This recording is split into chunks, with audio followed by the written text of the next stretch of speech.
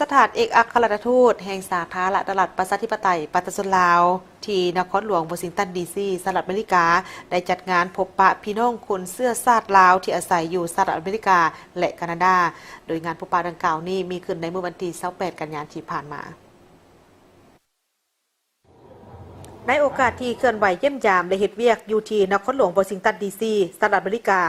พระประธานสอนไซศรีพันดรนายกรัฐมนตรีแห่งสาธารณรัฐประชาธิปไตยปากีสถานลาวพร้อมด้วยคณะได้เข้าร่วมงานพบปะพี่น้องคนเสื้อชาติลาวที่อาศัยอยู่สหรัฐอเมริกาและแคนาดา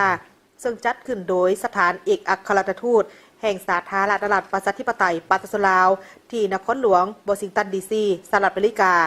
โดยมีท่านรัฐมนตรีรองรัฐมนตรีกระทรวงการต่างประเทศและคณะติดตามเอกอัครราชทูตพร้อมด้วยพนักงานสถานทูตและพี่น้องคนเสื้อชาติลาวที่ดำรงชีวิตอยู่สหรัฐอเมริกาและแคนาดาหลายกว่า200 ท่านเข้าร่วมในพิธีท่านผู้โขงศรีสุราษฎร์เอกอัครราชทูตแห่งสาธารณรัฐประชาธิปไตยปากีสถานลาวประจำสหรัฐอเมริกาและแคนาดาได้กล่าวว่างานพบปะในครั้งนี้แม้นเป็นโอกาสให้แก่พี่น้องคนเสื้อชาติลาวได้พบปะและรับฟังการอบรมจากการนำขั้นสูงของลาวเกี่ยวกับการพัฒนาเศรษฐกิจสังคมอยู่สาธารณรัฐประชาธิปไตยปากีสถานลาวก็คือนโยบายและความเอาใจใส่ของรัฐบาลลาวต่อพี่น้องคนเสื้อชาติลาวที่ดำรงชีวิตอยู่ต่างประเทศเว้าเฉพาะอยู่สหรัฐอเมริกาและแคนาดา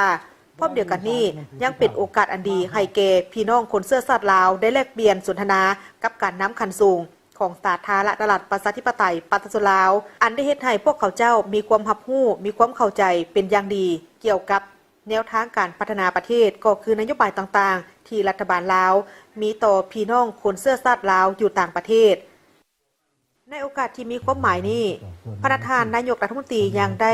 เน้นหนักว่ารัฐบาลลาวย้ำใดก็ถือพี่น้องคนเสื้อชาติลาวอยู่ต่างประเทศเป็นส่วนหนึ่งของวงคณะญาติแห่งชาติเป็นกำลังแหงในการประกอบส่วนสร้างสาพัฒนาประเทศชาติโดยทางกงหรือทางอ้อมตามสภาพเงื่อนไขและความสามารถตัวจริงของเขาเจ้า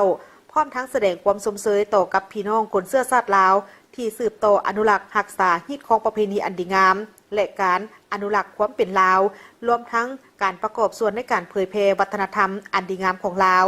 อยู่ชุมชนในประเทศที่เขาเจ้าอาศัยอยู่ประกอบส่วนในการเสริมขยายสายสัมพันธมิตรภาพในการร่วมมือระหว่างสาธารณรัฐประชาธิปไตยปากีสถานลาวกับอเมริกาสาธารณรัฐประชาธิปไตยปากีสถานลาวกับแคนาดาพี่น้องชาวลาวที่ดำรงชีวิตอยู่สหรัฐอเมริกาอยู่แคนาดากระล้วนได้มีจิตใจดีงามหาวหันประกอบส่วนในอาชีพทำมาหากินด้วยความดุมันขยันเพียรและก็สร้างคณะครอบครัวของตนเอง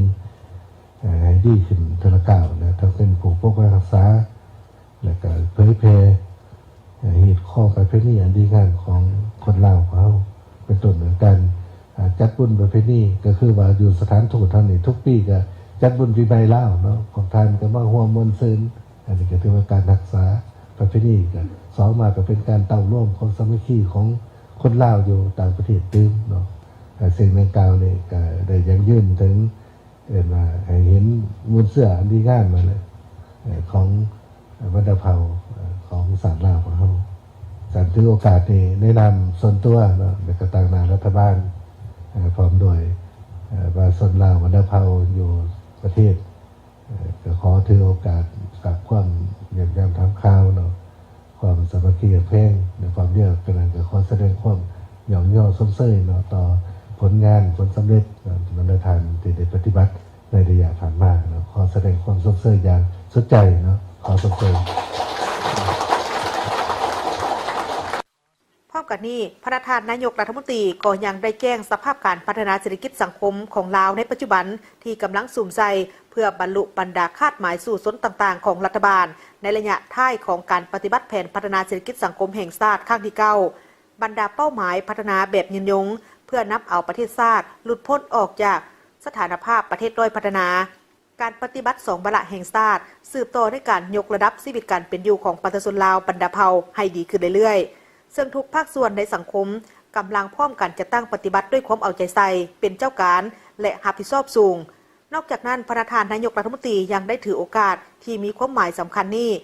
เชิญชวนพี่น้องคนเสื้อชาติลาวอวยหน้ากับเมือเยี่ยมยามบ้านเกิดเมืองนอน ไปท่องเที่ยวหรือดำเนินธุรกิจอยู่สาธารณรัฐประชาธิปไตยปาตสุลาวโดยเฉพาะในท้ายปี 2025 นี้ที่จะมีการเฉลิมฉลองวันสถาปนาสาธารณรัฐประชาธิปไตยปาตสุลาวครบรอบ 50 ปีซึ่งรัฐบาลก็คือปาตสุลาวทางชาติกำลังกักเกี่ยมต้อนรับพี่น้องคนเสื้อชาติลาวที่จะเดินทางกลับมาจากทั่วโลกประธานนายกรัฐมนตรียังได้เรียกร้องให้พี่น้องคนเสื้อชาติลาวสืบต่อปกปักรักษาฮิตของประเพณีวัฒนธรรมของลาวพร้อมจิตพร้อมใจเป็นน้ำหนึ่งใจเดียวกันในการส่งเสริมอนุรักษ์ความเป็นลาวที่มีเกียรติสง่าอยู่ประเทศที่ตนดำรงชีวิตก็คือเวทีสากลอื่นๆพร้อมทั้งประกอบส่วนสร้างสาพัฒนาประเทศลาวตามกำลังแห่งของตนที่มีเพื่อเฮ็ดให้มาตุภูมิแผ่นดินของลาวก้าวไปสู่ความสิวิไลห่างมีผาสุกปฏิสนอยู่ดีกินดีขึ้นไปเรื่อยๆ